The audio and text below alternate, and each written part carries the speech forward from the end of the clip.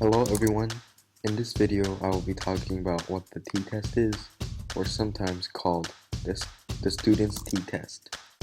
The t-test is a commonly used statistical significance test. This means the t-test is one of the many tests that are used to compare means from datasets to see whether the difference in the means are statistically significant or not.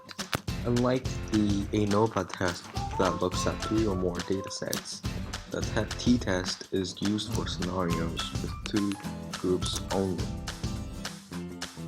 In the scenario in which scientists want to observe something, like say the height of an 18-year-old, they don't expect everyone to be the same size.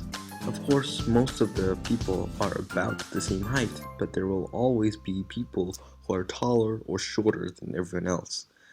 And this difference in height is called variation, which we'll come back to later. Another thing we have to think about is how scientists observe things. So for example, how can you measure the height of an 18-year-old? Of course, you can measure every single 18-year-old, but as there's too many, that's simply impossible. That will take forever. Instead, we take a sample. Instead of measuring every single 18-year-old, we only measure a small number of them.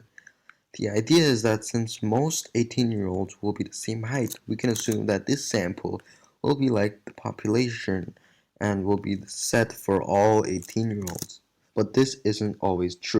It is untrue because nature can be unpredictable and often has a lot of variation, especially in biology.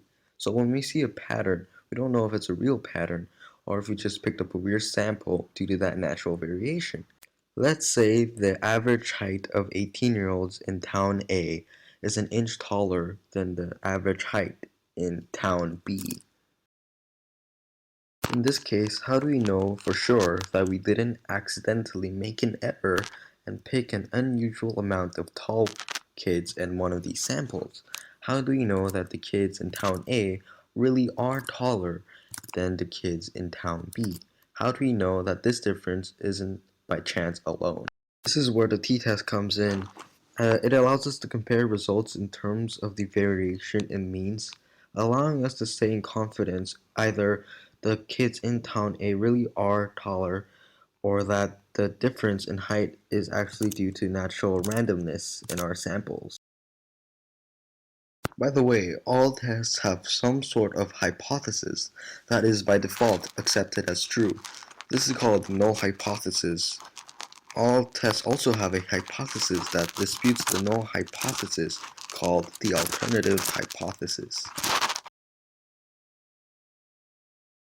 In the previous scenario, the null hypothesis would be that the kids in town A and the kids in town B are not really different in height, while the alternative hypothesis would say that the kids in town A are, for whatever reason, taller than the kids in town B.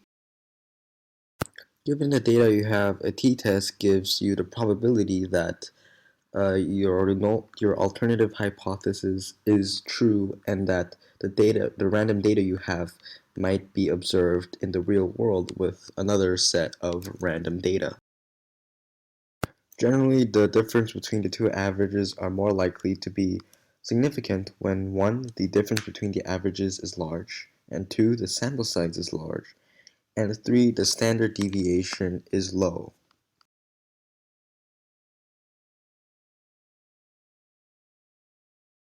You should only use the t-test if your data is normally distributed, which basically means your data is evenly distributed to either side of the mean.